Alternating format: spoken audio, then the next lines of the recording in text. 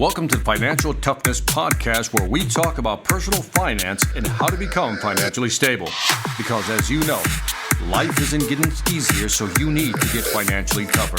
Thank you for joining me today. I'm your host, Victor Antonio, and I'm also the host of Spike TV's reality show, Life or Debt. So thank you again for joining me on the Financial Toughness Podcast. Today, we're going to talk about how to calculate your magic number. Oh, I get this question a lot.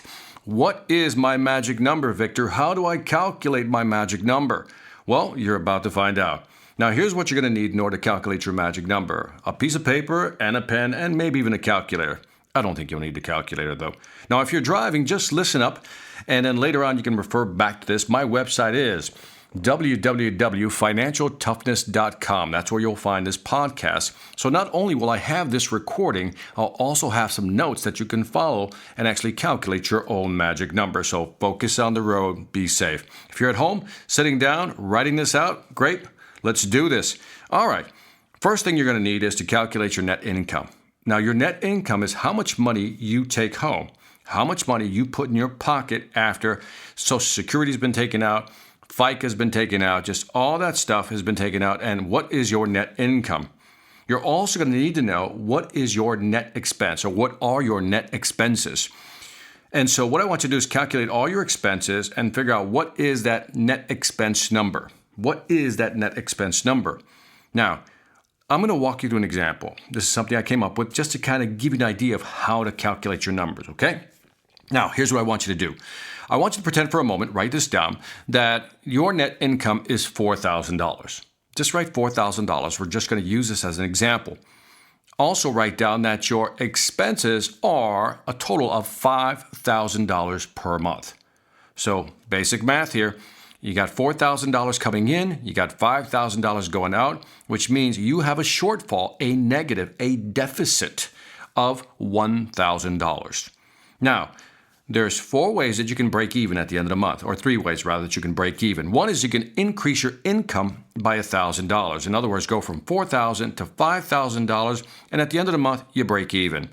Or you can reduce your expenses from $5,000 down to $4,000, which means at the end of the month, again, you break even. Or you can do a combination of both, which is increase your income and cut your expenses. So let's say you increase your income by $500. That you now go from $4,000 to $4,500. But you also cut your expenses from $5,000 to $4,500. And at the end of the month, you break even. Life is good. Not. It is not good. To break even is not good, folks. The reason you're listening to the Financial Toughness Podcast is because you're tired of breaking even. You're tired of just getting by.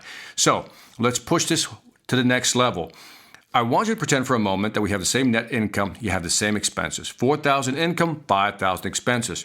But now, let's add this twist. This is more reality-based now. Let's say that your credit card expenses are $10,000. In other words, when you add up all your credit card expenses, you owe $10,000. You owe $10,000, okay? Now, let's also assume that you won't have anything in savings. I work with a lot of families, so this number is not uncommon where people have nothing in savings. So you got $10,000 in credit card debt, you have 0 in savings, and you're breaking even every month. Now, within those expenses, you're paying the minimum credit card amount, which means you're not really getting ahead, folks, okay? You're barely getting ahead, okay? Or you're falling behind, rather, every month. So you're, again, even though you're breaking even at the end of the month, when it comes to paying expenses on those credit cards, those interest rates, you're really, really falling behind. So again, let me be clear. You got $10,000 in credit card debt. You want to put that down to 0. Obviously, that's your goal, right? To get from $10,000 to 0. You also have savings. Now, you need to put money into savings. Now, here's where it gets important. Here's where I work with families, and here's where the magic number takes a small twist. I need to sit with you as a family and figure out, how aggressive are you about bringing down your credit card debt? How aggressive do you want to be? How aggressive do you want to be in terms of savings? So let's go through it slowly. You got $10,000 in credit card debt. The goal is to get it down to 0. You got savings. What's your goal? It's a question I ask families all the time. What's your goal? And let's say that your goal is to have 6 months worth of emergency funds in case you lose your job. So what does that number really mean? You take 6 months times $4,000, which is your net income.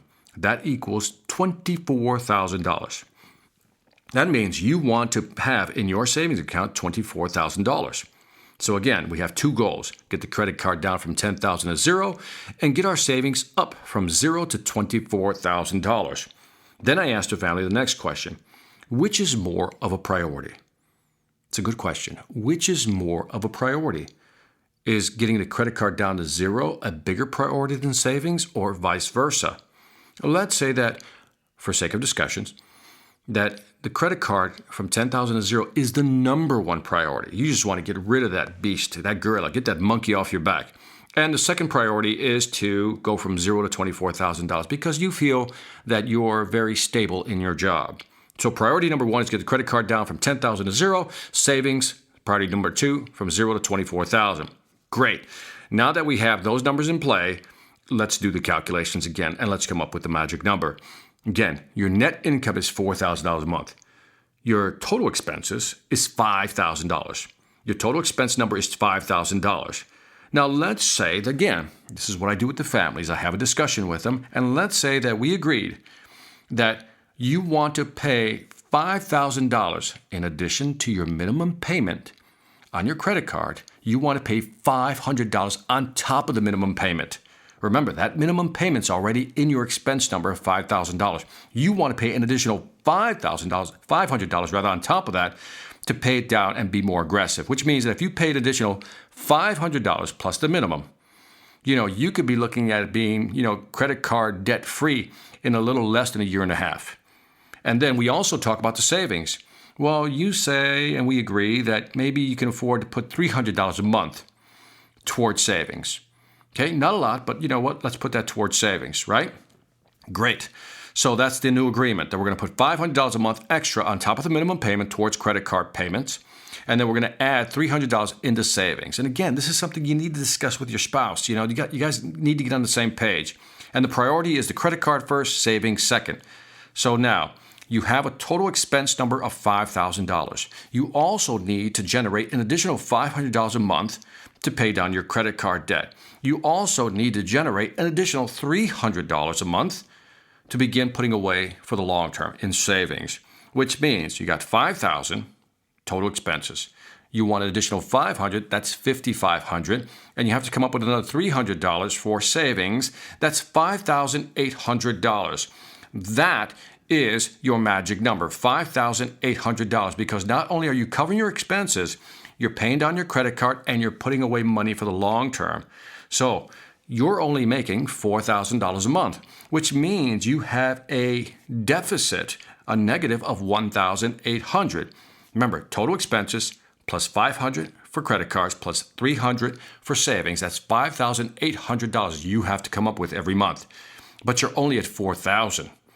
So the way you calculate the magic number is that is $5,800. That's the money you have to make every month to pay down your expenses, to lower your debt, and to put away for savings.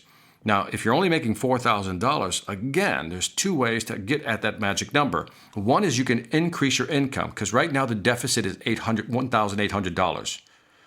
The difference is $1,800.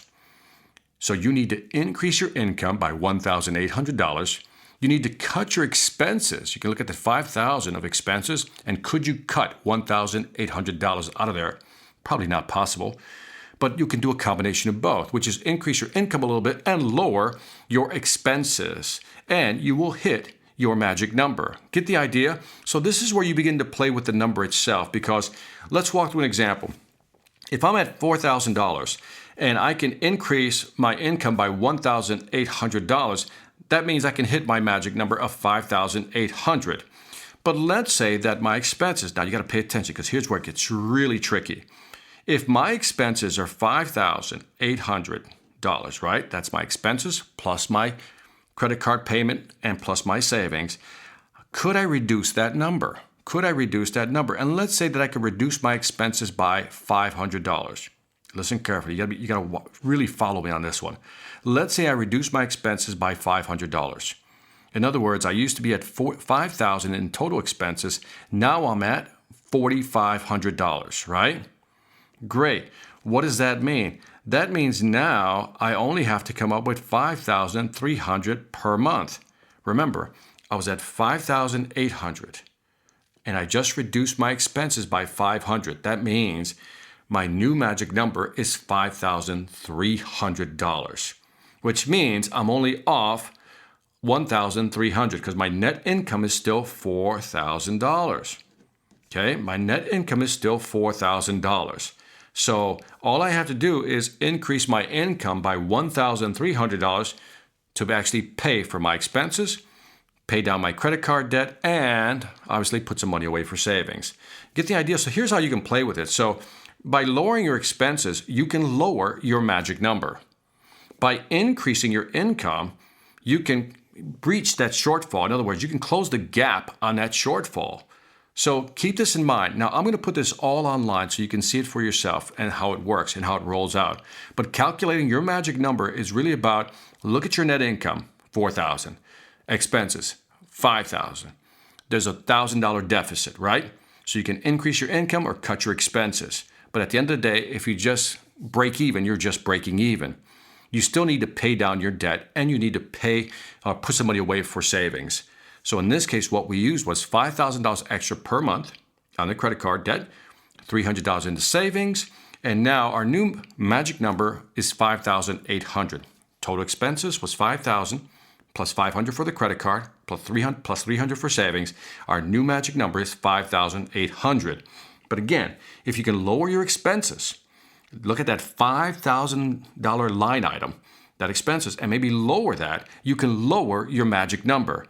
And you'll now know how much money you need to make each month to be able to pay off all your expenses, pay down credit card debt, and begin saving for the long run.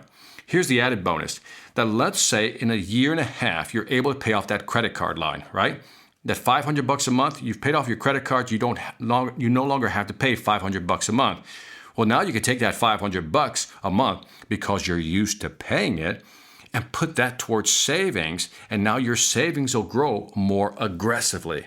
You see how it works, folks? It's really a combination of both. So again, go to my website, www.financialtoughness.com.